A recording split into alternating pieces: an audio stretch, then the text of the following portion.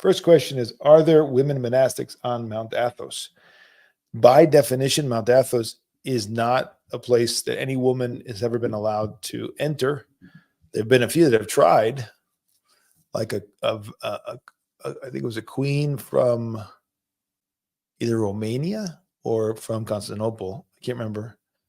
I think it was Constantinople. She brought to the holy monastery of St. Paul's the amazing treasure of the gifts of the Magi, the very gifts of the Magi that have been treasured in the church for 2,000 years. They were brought and they were treasured during the difficult days of the end of the Roman Empire and given to the monastery of St. Paul's. You can go. I've been there many times. I was baptized there in 1996 by Elder Parthenios, and so I've had the opportunity to venerate them a number of times. And they're little pouches, and they're pretty amazing. So those were brought in, I think, the 15th century, 14th century by a queen. She got onto the peninsula, and she got about halfway up to the monastery, and the Mother of God appeared to her and said, I'm the queen here. Thank you very much. Leave your gifts, and we'll take care of it from here. And she was shown the door. She is very jealous of her garden, which is called the garden. The Mount Athos is called the Garden of the Theotokos, the Perivoli της Παναγίας. Το Perivoli της Παναγίας, the Garden of Theotokos. No women are allowed. All the men there have her as the protectress, intercessor. They sing her praises every single day, maybe multiple times. At every comp line, almost, they chant the Akathist hymn.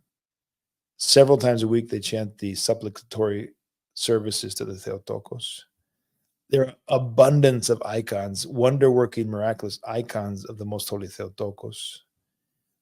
The one that was brought miraculously on the waters to Eviron Monastery, which was then a Georgian monastery, Eviron Iberia, that's the Georgian monastery, but now it's a Greek monastery for hundreds of years, Greek-speaking.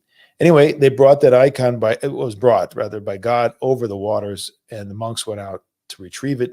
It's called the Portaitissa, the icon of the Theotokos at the door. And so that icon, it's said, the tradition is that when that icon disappears again as it came and miraculously disappears, then the monks are free to flee, to leave, because the protection of the Theotokos would now be removed from the Holy Mount. It's 1,000 years a monastic republic, 1,000 years of this rule. This goes back to the early days of the church. The Mother of God and the St. John the Theologian were sailing from Asia Minor somewhere. I don't know. I don't remember the details. And they stopped on Mount Athos, and she dedicated Mount Athos to her son and to all those who would come to live a life of reclusion, hesychia, prayer. So at least from the 9th century, probably from the 7th century, there are monastics living on Mount Athos. This is a 1,000 to 1,300-year-old men-only monastic republic.